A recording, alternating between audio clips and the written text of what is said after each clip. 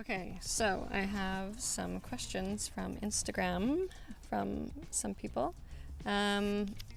First one, what is your average weekly screen time? That's just rude. Yeah. I mean, we have to be on our phones all the time, you guys. Yeah. Okay, pulling mine up. My average daily screen time is 4 hours and 7 minutes.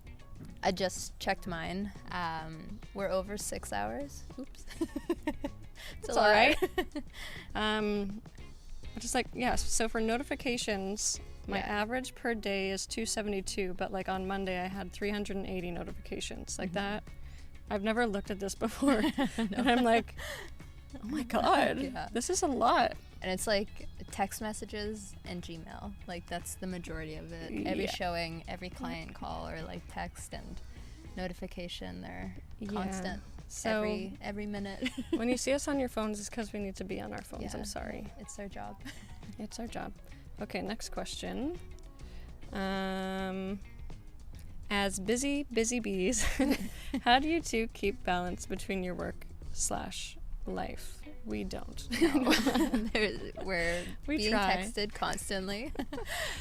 Yeah, I mean, I feel bad a lot of the time, but like, I don't know. Rich, like my husband, was one of my like number one motivators to get into real estate, and I told him like, you gotta know, because like I grew up with my dad being a realtor, and he's, you know, not always going to be around. He's going to be taking phone calls at important dinners, and you know, we're going to be at, you know, Christmas, and he's going to be on the phone or you know, doing a deal somehow, and or not even able to hang out with friends without having your laptop open because you like have to post something or have to do a listing info or whatever.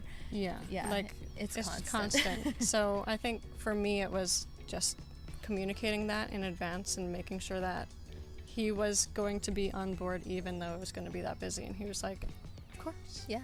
It works. So I think another huge thing is putting it in your calendar. If you're having a dinner, it's like you're having a dinner, you know, like you have to, because otherwise we would work nonstop, like, and we do.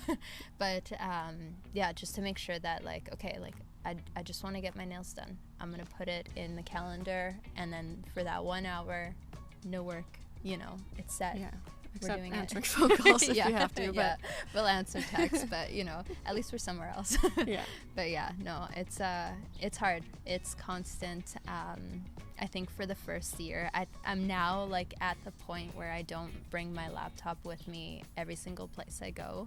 Like I would always have it in my car. I would only go to places that are like, oh, can I jump on Wi-Fi? You know, like, am I available? Like, can I use my hotspot? You know, like it's kind of traumatic. Like I think I have PTSD from my first year in real estate. There were times where Victoria's like, I was going to go to the cabin, but I just can't because like the internet sucks. We're like, you need to go to the cabin. Like, you have to. Like, we're forcing you, and we'll cover anything that comes up. Just like have your emails forwarding to us, whatever.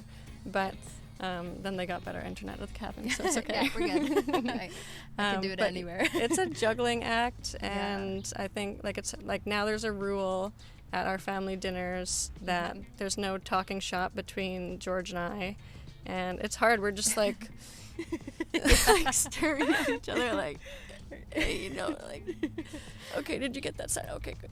Like we are constant, like it's hard to see the person that you need to talk to and not be able to talk about things, and I get it. That's me and like, Brad now, where it's like we're with family, and then it's like, oh, like, what about that buyer? Like, oh, did you see that house? And everyone's like, stop it, like we can't join this conversation, like, but like, what about that house? That's all we can think about. I'm sorry, but it's a lot. It's a lot, but thankfully we have amazing partners and friends and family, and we're well supported, and it's a beautiful thing. It is a beautiful thing.